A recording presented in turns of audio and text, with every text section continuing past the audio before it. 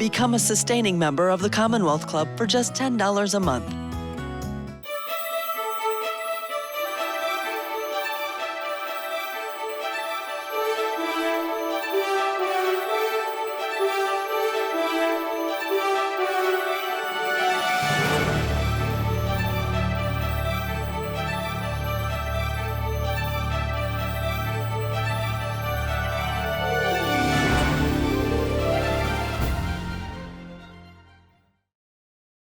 Hi, everybody. Welcome. My name is Lauren Silver, and I am the Vice President of Education at the Commonwealth Club. So I am very happy to welcome all of our speakers and welcome our audience here tonight for this second program in our Creating Citizens Speaker Series at UC Berkeley. This is a collaboration between the Commonwealth Club and two campus groups, the ASUC Vote Coalition and the University of California National Center for Free Speech and Civic Engagement. For those of you who don't know the Commonwealth Club, we're the oldest, sorry, I've got to get this closer to me. We are the oldest and largest nonpartisan public affairs forum in the US. We were founded in 1903, which means that we're celebrating our 120th anniversary this year in 2023. Every year we thank you. It is pretty amazing. Thank you. Every year we host hundreds of programs with leaders and influencers in conversation about diverse and wide-ranging topics, ranging from politics to education, climate to social justice, entertainment, culture, and more. And we have a number of special options for students and for educators, including low-cost memberships and free tickets to some of our programs. And each year, from May through August, graduating students can get a one-year membership for free. We'd love to welcome you to more of our programs, so please visit our website, which is commonwealthclub.org, to learn more about these and other opportunities. There's also information on the small half-page handout that's at your seat. Creating Citizens is the Commonwealth Club's civics education initiative, building on foundational values of civility, mutual respect, and informed action. Creating Citizens engages youth and adults in meaningful civil dialogue about important contemporary issues so that we can all become active, informed participants in our shared democracy. We're grateful to the Correct Foundation for their generous support of Creating Citizens and for their dedication to improving the quality of civics education in California and beyond. We are excited to get started tonight, but before we do, please be aware that we are recording this program for video and audio. So if you're here in the room with us, please silence your phones, watches, and any other devices that might make noise. There will be time for Q&A during the program, and we encourage you to take advantage of this opportunity to ask questions of our incredible speakers. If you are here in the room with us, please write your question on the card that was at your seat when you came in. Hold it up, and we'll come around and collect it, and then we'll be able to give it to our speakers. For those of you who are joining us online, please put your questions in the chat on YouTube, and we'll share them with our speakers. And now I am very happy to introduce Alex Edgar, Director of the ASUC Vote Coalition and campus host for our program today. Alex is a second-year student at Berkeley studying political science with a minor in public policy. He was recently elected External Affairs Vice President of UC Berkeley's Student Government and is the recipient of the John Lewis Youth Leadership Award from the National Association of Secretaries of State. He's passionate about developing policy solutions to major social problems in order to create education systems and democratic institutions that are more responsive to the will and needs of the American people. More than anything, he loves working with his peers to inspire Gen Z to become the most civically engaged generation in American history. We fully support this. Please welcome Alex, who will introduce our speakers.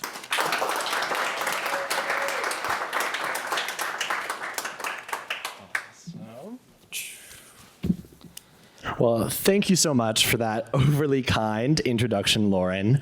And again, my name is Alex Edgar, and I'm the director of the ASUC Vote Coalition. And we are so very deeply grateful to the Commonwealth Club of California for their endless support in this program and their dedication to uplifting youth voices and civic engagement. This program began as a late night idea in my dorm room last year, and since then it has blossomed into this incredible program that reaches hundreds of students each semester. Enough about us. Now I have the immense honor of introducing our panelists. First, we have former California State Controller and current Vice Chair of the California Democratic Party, Betty Yee, a native of San Francisco. Yeah, give her some applause. She deserves it. A native of San Francisco and a proud product of its public schools, Betty was born to immigrant parents who built a laundry and dry cleaning business from scratch in the Parkside district of SF. Betty went on to graduate from UC Berkeley, go Bears, then served over 30 years in state and local finance and tax policy, elected twice to the California State Board of Equalizations, and then, of course, her other positions. And then second, we have former Oakland mayor and interim executive director of Emerge California, Libby Schaaf. Born and raised in Oakland, Libby has led a long career in public service, from her years as an attorney to Oakland City Council to mayor of Oakland from 2015 to 2023, where she fought to raise the minimum wage, increase government transparency and efficiency, improve public safety, and reform the police department.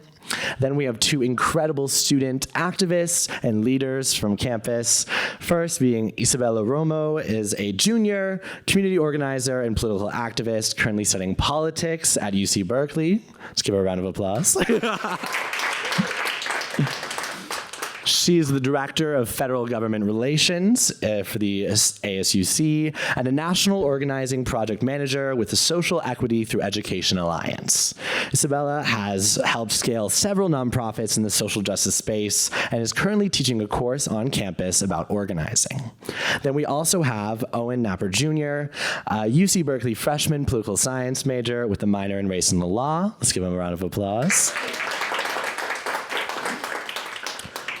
Owen is an Equity, Inclusion, and Belonging Associate in the ASUC and a Black Student Union intern who works diligently to make higher education more accessible to BIPOC and non-traditional students.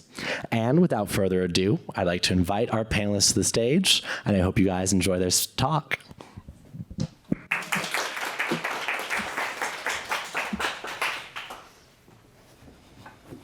Hi, everyone. Thank you all for joining us today. We're so happy to have you. And thank you again to our lovely speakers who joined us on our campus. It's always great to welcome amazing leaders to meet with students and also share their perspectives. And so we're super excited to chat about so many important topics related to democracy and being civically engaged. And so to start us off, I'd like to just ask all of us, who or what inspired you to first become civically engaged?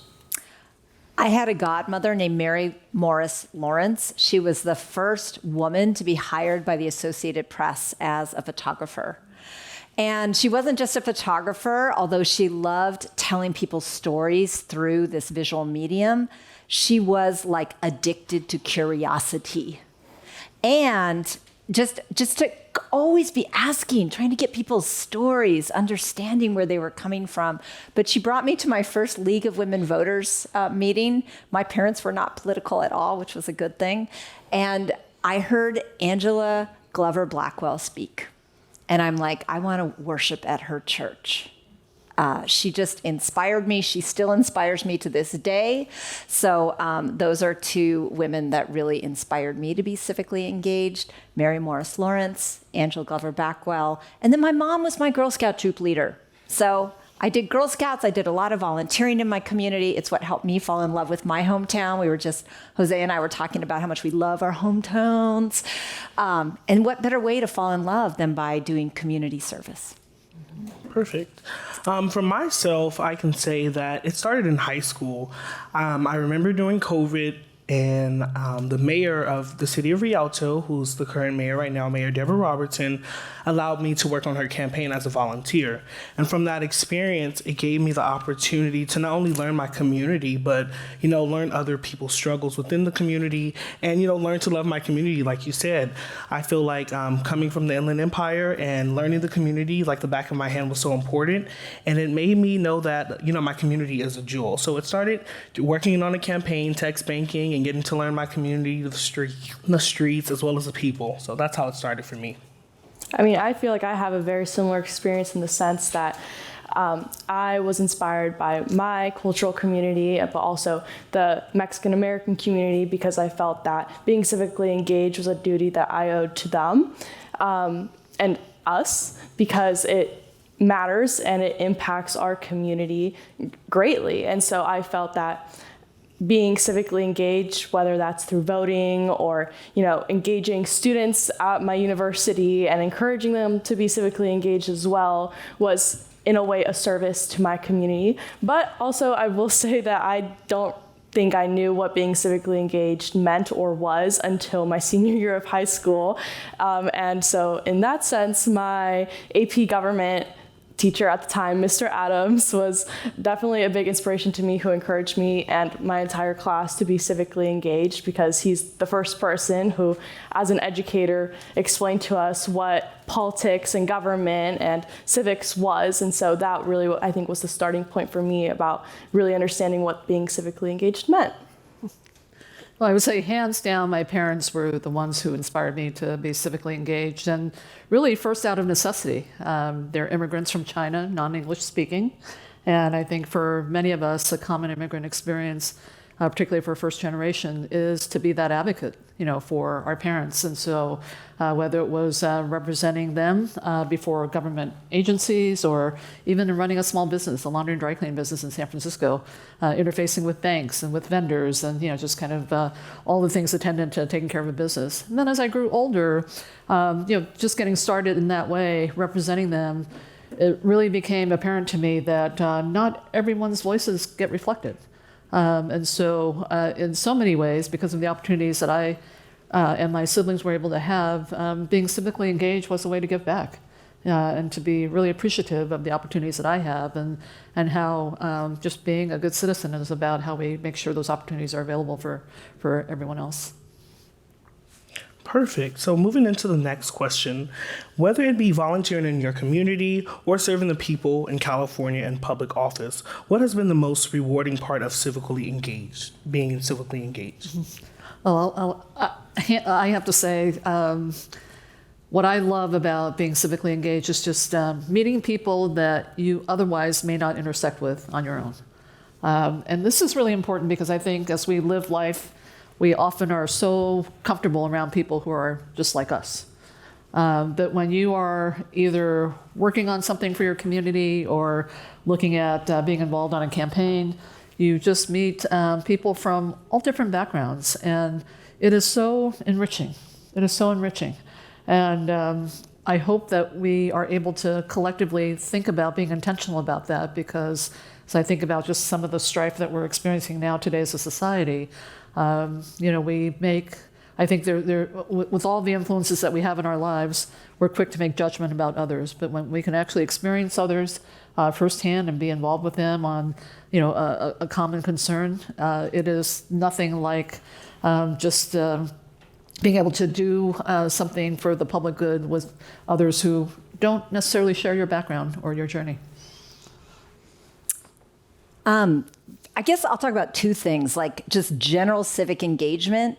Like, I hella love Oakland. I do. I love, it's a place of artists. It's a place of workers. Like, it has a gritty authenticity where people don't mind getting dirt under their fingernails. It's a city of unapologetic social justice. And it is a city that defines itself and prides itself on inclusive diversity. And to grow up and feel connected to this whole community, it was almost spiritual for me. It gave me a sense of being connected to a greater whole, a sense of family, a sense that these people in my city are all family. So that's just kind of on almost a metaphysical level. On a very practical level, I cannot tell you how satisfying, and yes, sometimes it's hard, but how satisfying it is to work in local government. When you work in local government, you actually do get to change the world. I have had these incredible experiences of being part of the US delegation to Habitat 3 in Ecuador, or at COP27 in Egypt last year, or I was there for the Paris Accords. Like, people are listening to cities more and more to even solve international problems. You can literally change the world from local government, and it is completely personal. I got a text the other day from Tiffany Lascano. I started a program my first year as mayor called The Brilliant Baby, where we give babies born to Medi-Cal eligible parents a $500 college savings account for their babies at birth and financial coaching for the parents. Tiffany not only got that for her kids, later it helped connect her to this financial coach that helped her fix her credit score, connected to another program I brought to Oakland called Kiva Oakland that was able to give her a loan that she could never have gotten from a bank. Kiva is crowdsourced lending. She started the first Asian Pacific Islander workers cooperative that makes leis. This is her own business that is not only giving her pride of owning a business, but also preserving the culture of her people, by her people, for her people. And she just texted me, she just became a homeowner, and her credit score is the highest that she could have ever dreamed of when she started this journey as a brilliant baby mom, just 8 years ago. That is so personal. And I have a million stories like that. You need to move on to someone else, but just you can change the world, but you change people's lives and you know them. And there's nothing more satisfying than that. Yes, I can agree with you. I will say building that personal connection and being able to, respect that person's experience. You never can fully understand what someone may be going through or how they got in the situation, but once you build a personal relationship with them and you learn to embrace their intersectionality, I feel like that's the best part. That's the most rewarding part of being engaged with the community, your hometown, is being able to build that relationship and the connection with them. Yeah, and I also just want to say it's very heartwarming to hear about your experiences in this sense, because Owen and I, we've both run Senate campaigns for the ASUC now. He just wrapped his up last night, and I finished up my term in the Senate last spring, but I think what was really rewarding, similar to your experiences, is that I was able to better connect with my community here on the campus, but also off the campus, and being able to hear from students that the resource that I created for the entire student body is actually something they felt they needed and were able to benefit from was so rewarding and encouraging for me to continue doing the work that I do. And so as a Cal student, I have hope that Owen and I and other students will be able to have similar experiences as yours once we leave this amazing institution. But of course, I know you're a Cal alum, and so I was wondering, how did your experiences as at Cal shape you and your desire to run for public office? Yeah, absolutely. When I was at Cal, I felt like I was at the United Nations. It really was the first time I had been exposed to people from all over the world. And to be able to just learn about, just people's experiences, and to understand why they were here and what they wanted to bring back home to their native country, really got me thinking about, my own place here at Cal. And I think it's an ethic here. I mean, it's the Cal ethic about giving back. And it was always there. I mean, I came in onto this campus with, just a really high regard for service to begin with. I knew I was always going to go into public service, but just being here on campus really affirmed that for me. That here to have the exposure that I had to others, to have the academic rigor of being able to really look at things critically, to understand that the world is not black and white, and that our job really as citizens of the world is to be sure that we are, just creating those bridges where we can come together and hopefully work together for the greater public good. And so I had it in me when I got here, and it was just even more intense when I left here. And I would say that my experience here, I was not a campus person. I actually commuted from San Francisco. My father became ill when I was a junior, and I did have to move back home, but I also worked because it was the only way I could support myself going through Cal. And that taught me a lot in terms of just, what some of the barriers were also, in terms of being able to have this experience here on campus and to have just the richness of being around people from all over the world. So I think it is an ethic that is part of what makes this campus special among all of the UCs. But I come back here and I say I always look for every opportunity to come back, and I can tell just through the conversations I've had with some of you that that ethic is still very much alive and strong. Thank you so much for that story, Ms. Betty. I believe stories like that and experiences like that really builds, character within someone and perseverance, to continue on remembering their why they're here, what their purpose is for. So moving on into the next question. As a professor at Cal, this is for you, Ms. Libby, what inspires you the most about the students you teach, and what characteristics do you think will be crucial for UC Berkeley students to become the next bold leaders on campus and in the world in general? Yeah, well, one thing, you do not have to wait to graduate from college to take over the world, or to have, a political or civic impact. Just quickly, I know I'm not answering your question, but I'm from Oakland. We break rules all the time. When I ran for mayor, I was a total long shot. I was running against an incumbent. There was no poll that ever showed me above third place for mayor. And why did I win? Because a majority of my volunteers were not old enough to vote. I had a ton of young people work on my campaign. I had a ton of undocumented people work on my campaign, people who themselves could not vote, but knew that they had the power to talk to others about what kind of leader do we want for our city? What are the issues that are important? To get on that phone, to knock on those doors. You do not have to have a college degree to do that. So you don't have to wait to graduate to change the world. You can do it right now. In fact, sometimes having a title, actually holding authority, makes your leadership more questionable. So just know you are leaders right now. Now, you asked me how much I'm liking being a professor. Okay, I'm teaching one class. I don't know if that makes me a total professor, but I am loving it. And I'm loving it because I am easily learning as much, if not more, from the students as they are learning from me. It is fun because I'm not a theorist. I'm telling the real dirt on how things actually go down, or in some cases went down, on some Bay Area policy issues. So that's been fun. But I've been teaching a class called The Role of Public-Private Partnerships in Systems Change. Because we need to be doing all of this to change the system, right? The system is not producing equity or justice right now.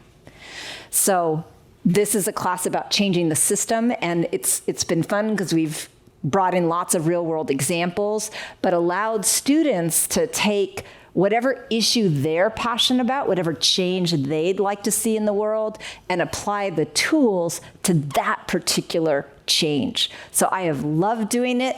I have not graded the papers yet, so I'll let you know after I've started grading papers if they got it. I think they did. I have just absolutely loved it. I am so full of hope and confidence for the future of our world because of you. Thank you. Well, I'm hopeful for the future of our students, given that they're in your hands. But for one unit, one class, one unit. I might check that class out next semester. I'm sorry, I think it's only graduate students. So Okay. Okay, so Goldman School, it's in your future. Thank you. I'm speaking into existence. Yes. well, this is a question for both of you, Libby and Betty. And so what is your advice for women in college who are interested in working in government, a field historically dominated by men? Well, this is advice for anybody who is not a straight, cisgendered, white male. And for those of you who are, we love you too. I'm married to one. But let's just be honest, that culture has dominated the power structures, not just politics, but all power structures. And so this is what I say to you. If you have a moment where you are feeling uncomfortable because you are the only one who brings your life experience, your perspective, your appearance in a particular room, know that that is a moment to celebrate. Your discomfort means that that is the most important room for you to be in. Because our democracy can never meet its promise without being reflective of the beauty of our full population.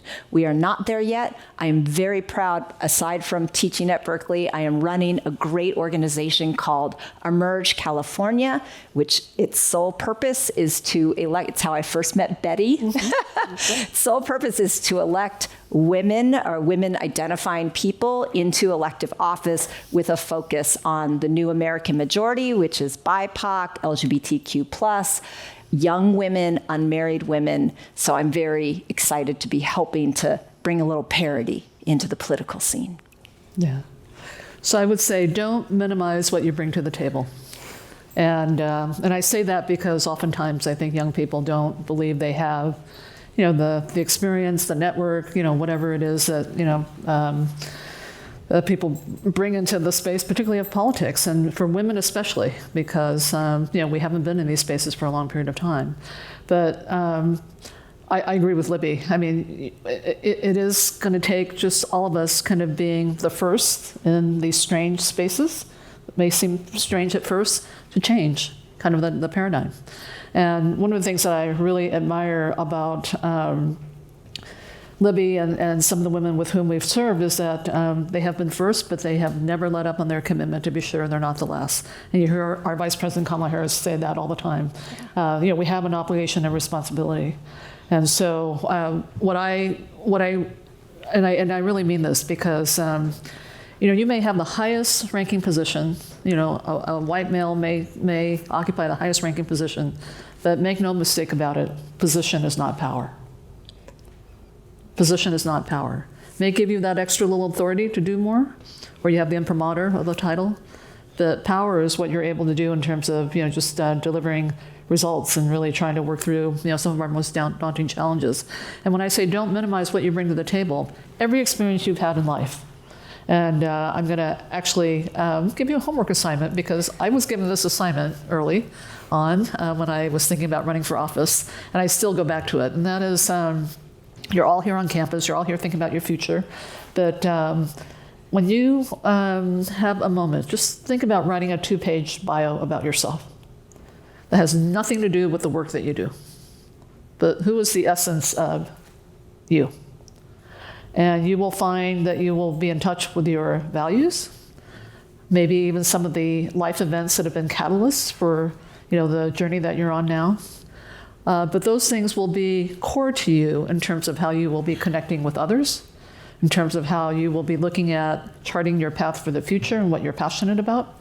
And I still do this to this day, where I kind of revisit that every now and then. And I will say for me, being a daughter of immigrants is really important. Having that early voice and creating that voice, not just for myself, but on behalf of many of the non-English speaking neighbors that my parents had when I was growing up on the west side of San Francisco.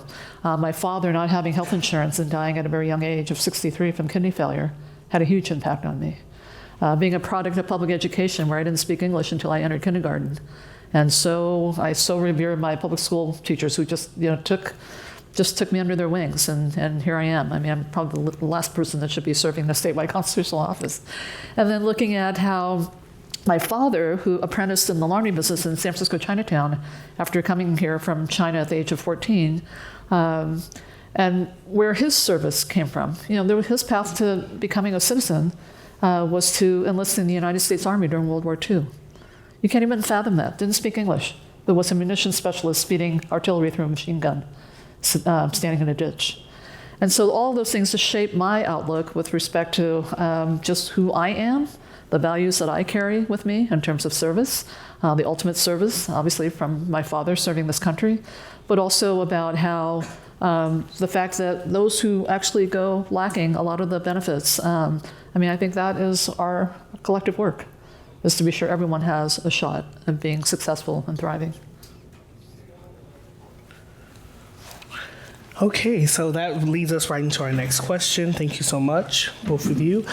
So as a student, this is for me and Isa, as a student activist, what inspires you to be engaged in our democracy and in politics today when it can be so overwhelming, and what advice would you give to students who are trying to do the same? So I can go first if you don't mind. So just your story inspired me to share mine today. So being an African-American student here on Berkeley's campus, it's only 3% population. And it's so overwhelming at times, working within the ASUC and then being a Black Student Union intern. I look at it from both sides, my community's perspective, as well as, the community as a whole. And I can say a lot of times it can be overwhelming, especially when you're the only one in the room, and sometimes you don't know if you should speak up or if you should just sit back and listen. And one thing I can give to students who come from marginalized communities or anyone in general is just to remember your why. I feel like a lot of times when we get into spaces where we're the only person, we are afraid to speak up because we don't see people who we can identify with. So remembering your why is so important, and remembering your story on what brought you to Berkeley. Everything that you go through in life, you didn't go through it just to say, oh, I went through it, I made it over, and I'm overcome. Those barriers are to help shape you into the person that you can grow into, and you learn as you go. And there's a saying that says, if you go through it, you go through it, you grow through it. So I just can always say, just remember your why for students if you want to get involved on campus, in the community, and don't be intimidated. I feel like a lot of times in society, ageism, a lot of people can use ageism against you if you're not having, experience or exposure. But when does it start? And I believe it starts when you're able to step up into spaces where you're the only one, and you're able to, have a seat at the table for yourself that will create seat at the tables for others who may look like you or identify with you as well. Yeah, and I think, in a similar breath, that the general community of young people holds so much power, not just electorally, but socially speaking. We see in Florida right now, there are so many bans against young people's rights, specifically related to education. And personally, I'm currently helping organize what is called Walk Out to Learn in Florida, happening next Friday. And it is slated to be one of the biggest protests of the year. And students are walking out to protest these education bans at every high school and college in Florida. And I think that is a perfect demonstration of how the young demographic does not have to be complacent with what the people in power are doing and affecting us with. And so I think that what motivates me is the fact that we shouldn't be complacent with what these people in power are doing just because they're older than us, just because they have more experience than us, because we are still members of a society that we should be able to have an influence on. And so in that sense, I really encourage everyone to get involved, whether that be in local government, which of course has such a significant impact on your day-to-day lives, but also look into what organizations are doing work that you're interested in, because there will always be an opportunity available if you go and seek it, and you shouldn't just wait around for an opportunity to come if you care about something. And so I think that is definitely something that I try to spread knowledge of as much as I can. But enough about us. Of course, we love getting to know your experiences as we take inspiration from them. And so, Betty, what was the impact of growing up in an immigrant household had on your outlook on the world and throughout your career? And what advice would you give to other first-generation students as they navigate college and their careers? Mm-hmm. No, that's... As you're asking me the question, I just immediately flash back to a point in my youth where I had a period where I felt embarrassed being a daughter of immigrants. I was different and not necessarily fully embraced and accepted. My English was developing. I didn't get involved in school activities. I had to come home every day and help my parents at their laundry and dry cleaning business. And so in so many ways, being a little bit of an outsider. But looking back now, best job I ever had, working the counter of my parents' laundry and dry cleaning business. You learn about the inner workings of a business. You learn how to interact with vendors. You learn the business of running a business. And not only that, but my parents' customers. I mean, I didn't have to get a good report card for my parents. I had to get a good report card for all their customers as well. So pressure was on. But I look at that and I think about how you turn hardships into opportunities, right? And so, if I couldn't negotiate a good price for a gross of buttons for my mother who did all the alterations, it probably meant that we couldn't have that carton of milk in the refrigerator that week. And so I learned the value of $1 pretty early on. And, we grew up poor. There were 6 children altogether. And so, it's a blessing to know that, when we have these life experiences at the time, they are hardships. Sometimes they present days that are sometimes dark and overwhelming. But at the same time, if we can lean into them and know that they can help create opportunities as well, and that becomes part of your portfolio of lived experiences, it's an awesome thing. It's an awesome thing. And that will also shape, as I talked about, that 2-page bio will also reflect that with respect to some of the values that get honed going through those experiences. Thank you for sharing. Yeah. Thank you so much for sharing that. Moving into the next question, what challenges have you faced while holding public office, and how can young people who are getting the torch passed to them be aware of how to deal with these challenges? I'll start. Being the mayor of Oakland when Donald Trump was elected president, that was a hardship. Mm-hmm. Actually, I always say that being the mayor of a city, it is your job to kind of hold the trauma of the city. And I would say Oakland has more than its fair share. And I could talk about a lot of different instances, but I think I'll talk about that one because I hope it's also a message of hopefulness. I think, there are a lot of things that can make you really angry and make you almost hopeless. When Donald Trump became the president, I felt a lot that way. Just what he represented. I just felt like all the values that make me love Oakland, this man was trying to destroy all of that. And on top of that, there was so much anger in our community that people were literally like rioting in the streets and, vandalizing small businesses of immigrant residents in our city, like a double whammy. The one thing I will say, because it can be frustrating, I think there are 2 things to remember. One, with technology today, you can be an activist outside of California. In the election, I personally, and I did not tell anybody I was the mayor of Oakland. I phone banked in Texas. I phone banked in Pennsylvania. I just pretended like I was Libby down the street. And to connect to people about why it was important to vote, to hear the hardships that they had gone through, reminds you why democracy is precious. Because it really isn't about expensive TV ads. It is about personal and human connection. The second thing that gave me hope, even during the dark, horrible Trump years, is that our system of government has checks and balances, and that while the federal government is going in the wrong direction, the state government can say, we have an independent right, and even the city government can say, we have an independent right to not follow your immoral path. And Oakland definitely, we leaned into the fact that we are a sanctuary city. I nearly went to jail. I got called out personally by the president. But, you talked about those moments that make you feel grateful. When I would be in just the most random places and people would come up to me in the grocery store, or the person working the sound at an event would come up to me afterwards with tears in their eyes and say, thank you for protecting my family. And thank you for seeing us. And to know that we as a city and as a state had that power to articulate our own values, even when the President of the United States was going in a different direction. So don't just, be against and protest. Remember, you can also be proactive. If the level of government is messing up, go to the next one down. If you don't like what is happening in other states, get on the internet, get on the phone, connect with people. I think one of the things that has been lost, and why I have so much respect for Libby when she served as mayor of Oakland, is the art of governance. Where we're really focused on delivering results, right?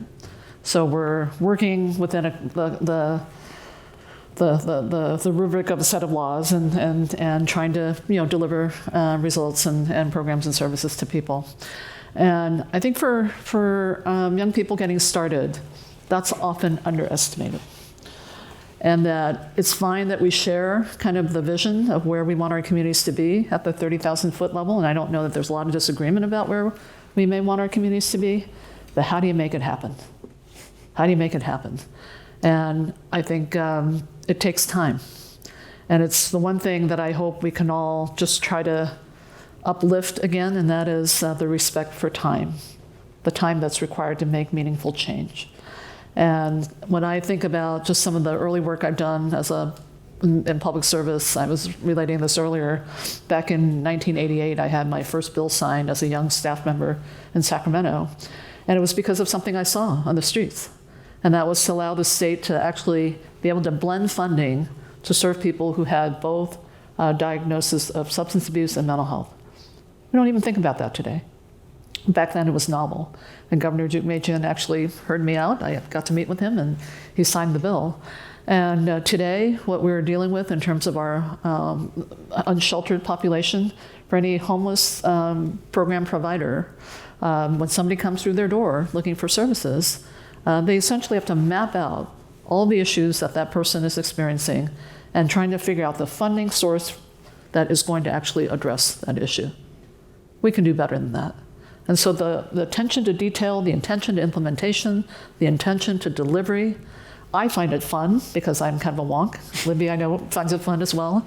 But think how transformative that could be for the person who actually needs our services. And the other thing I will say that since the COVID pandemic, I do believe this is true. As much as government and our democracy is under attack, but I do believe the pandemic actually restored people's faith in their government. We were there. We never shut down. I mean, I know my office payments never got delayed. Everyone got paid. It was, we became known as the fiscal first responder, during the pandemic. But I do think that there was kind of this renewed sense of confidence about government being there. And I think that's the best thing we can be striving for, is just the fact that, the government often is the backstop to a lot of the issues that we are having some challenges trying to address. And so that's that attention to the art of governing and really focusing on implementation is so, so key. I couldn't agree more. And I want to make sure that we make some time for Q&As from the audience. So just as a last question for all of us, we are seeing some heavy polarization in politics right now here in our country, and it's having a lot of grave impacts on people's rights, for example. And so given that, is there anything that has recently inspired you or given you hope for our democracy? I will say that when all of the anti-Asian hate was, really rampant in the early days of the pandemic and continues to this day, unfortunately, what gave me a lot of hope, and this is something very specific to my community, the API community, we're not known to be people that take to the streets, but the fact that we saw multi-generations of APIs out on the street protesting, the solidarity that we felt with so many other communities who stood right beside us. That to me, Libby talked about trauma and Oakland, obviously having its share, but there's so much unaddressed trauma that we still need to work through. And I don't know how you work through that without standing with others who have experienced similar things. And so that gives me hope. That gives me hope that on everyone's own, kind of volition, that they wanted to come together, be in allyship, be in solidarity. And it's the only way, frankly, we're going to ever fight back hate and discrimination and all the ugliness that we see right now. Being here gives me hope. Yeah. Period. Well, although I agree, I would also like to add, that I think, like I mentioned earlier, that young people give me hope. Generation Z give me hope because I think we've proved time and time again that we will not let our voices be silenced, even when people are trying to do that. And I think that our determination to do that long term is what's going to change the world. Absolutely. Yes.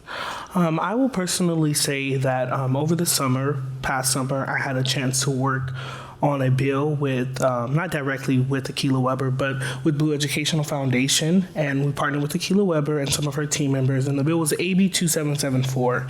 And this was the bill basically was to help African American students receive more funding when it comes to meeting the English language arts and mathematics standards, as we were one of the lowest performing subgroups not meeting this standard. And this was the first time I was actually able to see change happen right in front of me. I went to give a Me Too testimony, and I saw so many African American leaders stand outside of the Capitol in Sacramento and state why this bill should pass. And the bill passed that day, and it was just it gave me hope because it showed that my community is continuing to fight for what is needed for students, and that has helped me gain a passion for youth advocacy today. Definitely. Well, I guess we'll take some questions from the audience now. Start off with one for each of you. So the one I have here is asking, what advice do you have for people, especially young people, who want to get involved but don't have the financial resources and connections to do so? And I really thank whoever asked that question for that, because I was an intern in Washington, D.C. last summer, and unfortunately I was not able to be paid at the agency I was at because they weren't receiving enough funds from Congress. And so I think that there are a lot of opportunities similar to that available to students that simply don't make it accessible for students in the first place. And so I guess in your personal experiences, what do you advise students? So I got my start in Sacramento as a fellow to the California State Senate. And this is through the California Fellows Program through CSU Sacramento. And you do get paid a stipend, and they've actually increased it now, so you can actually afford a place to live in Sacramento. But it is a 10-month fellowship where you will be assigned to a Senate office, either a committee, a policy committee, or a member's personal staff. And I think it's a great opportunity because you'll also receive master's degree credits towards whatever master's program you want to pursue. And it is one of those programs where you get a very deep, in-depth, first-hand look at how the legislative process works.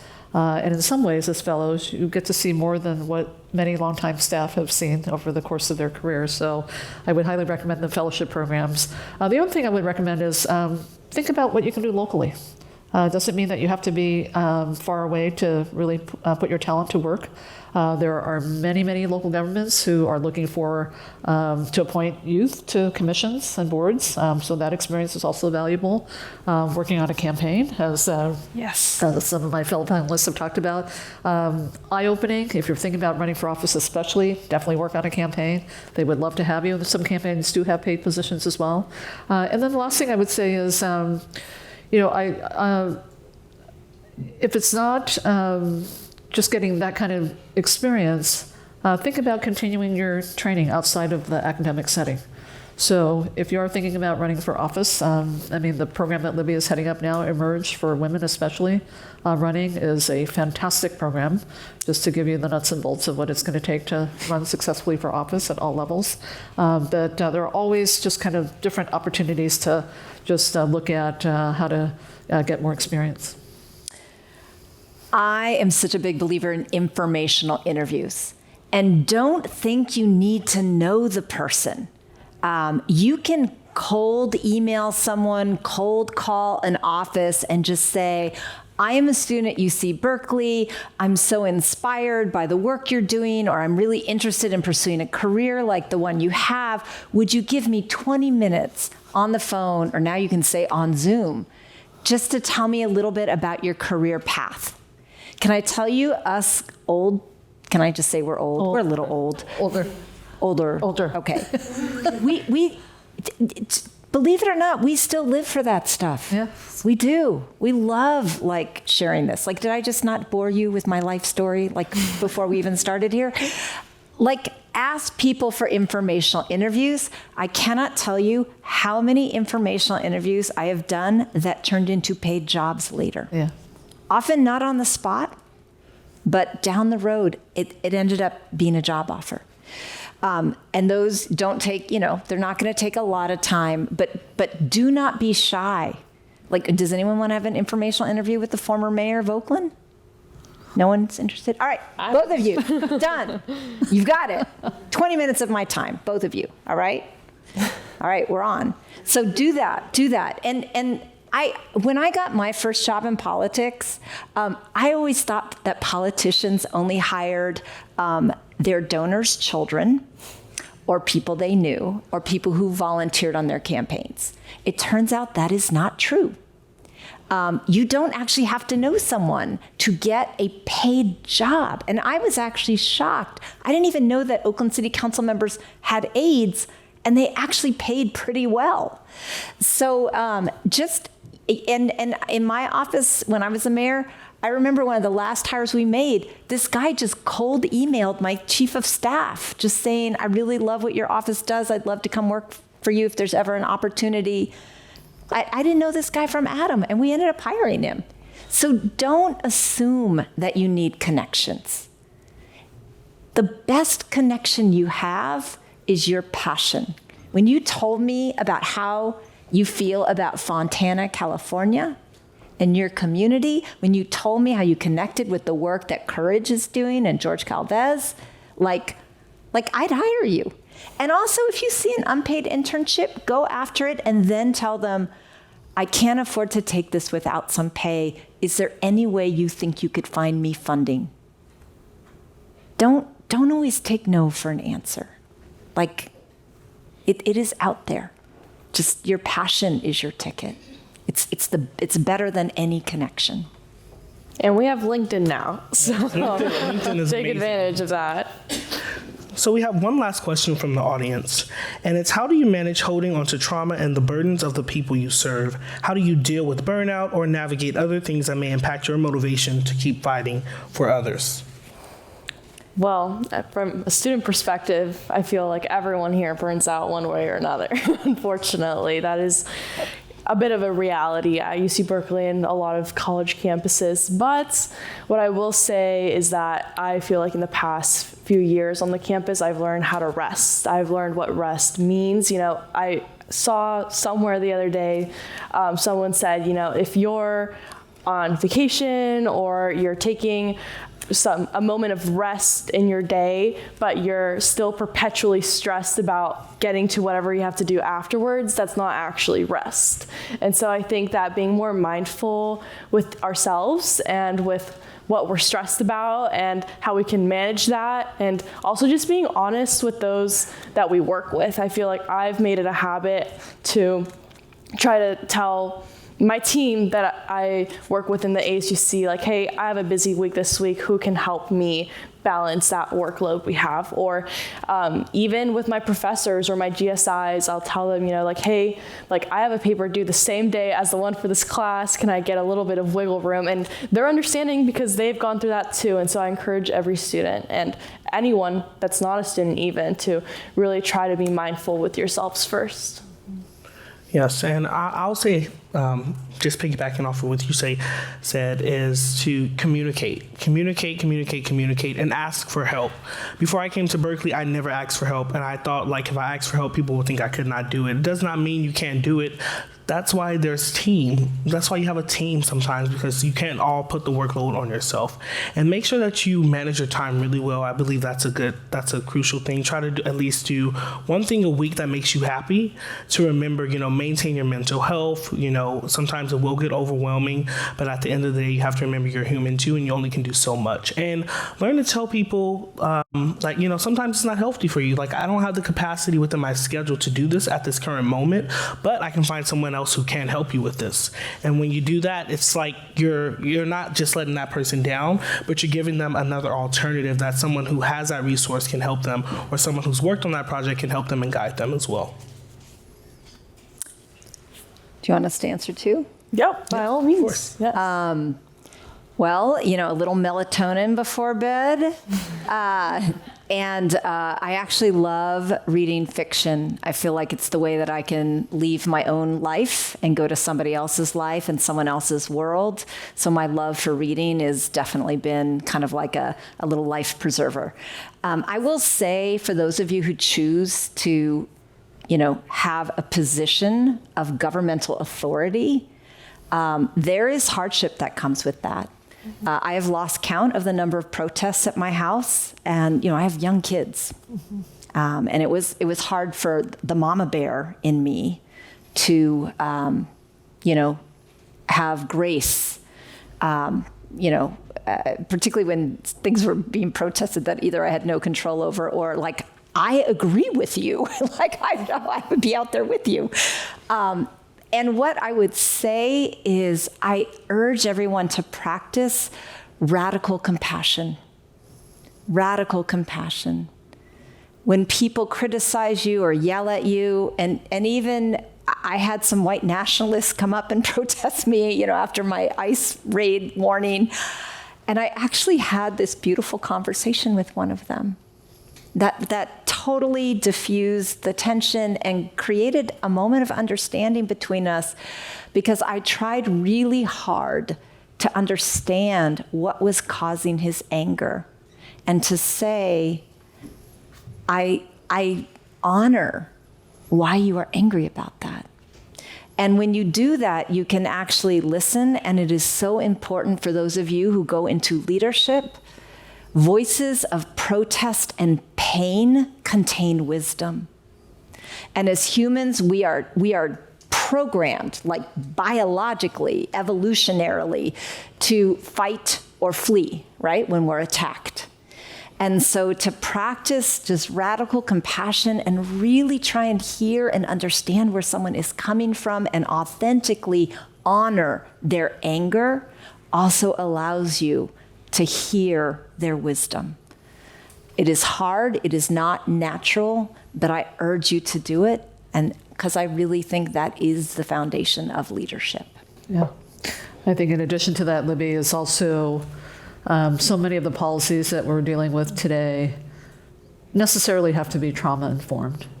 And it's unfortunate, we are in an era where, and it's at every age level. I mean, whether it's, I have senior relatives who really have become quite despondent since the pandemic because of the social networks being cut off, to young people, and you look at where people are turning, when they're feeling just so overwhelmed. We're not surprised that gun violence is up. We're not surprised that drug addiction is up. We're not surprised at any of these behaviors. And I think for any policies that we're trying to really advance, there does have to be an element of them being trauma informed, or we're not going to necessarily come up with the best, most effective solutions. And to Libby's point about just engaging, and really trying to understand, we're never going to be able to put ourselves in the other person's shoes, but to be able to come to an understanding about where all this is coming from, so that we have some hope that as we look at how we move forward together, that there are things that hopefully can make it better for all of us. So it's a challenging time. It's a challenging time. I don't know that I've ever in my 35-year career have had to focus so much on just how much people are hurting around us. And some better than others at giving voice to it. But it is so insidious that I think I do question whether much of what we're doing policy-wise is really going to have a impact if we're not addressing some of this. And of course, all of you know we have a behavioral health crisis in this nation, not enough providers, not enough support. But I think at the very most basic human engagement level, we all can do our part. Definitely. Do we have any further questions? All right. Well, thank you so much again to you both Yes, thank for you all joining for us. joining us today. Thank you. Please give them a A round of applause, and I just want to say a couple final thank yous. So first of all, thank you to all 4 of our incredible speakers for giving us their time, especially their evening, to share with our audience both in person and online, and also all of the students and community members who can watch it on YouTube or in the Commonwealth Club podcast. So definitely check those out and share it with your friends. But for more information about the Vote Coalition, feel free to check out our Instagram at ASUC Vote Co. Or come talk to me after the event. And for more information about the Commonwealth Club and Creating Citizens, including membership information about all their programs, go to their website, commonwealthclub.org/events. And overall, we just want to say a massive thank you to all of you for coming here today. Give yourself a round of applause. I hope you all have a little bit more hope about the future of our country and your power as student leaders, as student activists and organizers. Because I think as one of the major points I got, at least from listening, is that there's no better time than now to get started. We have the power as young people to be engaged in our communities, on campus and off. So I hope you all feel inspired from today, and we look forward to welcoming you to our next event, which will be some point next semester. So have a good night, everyone. Good night.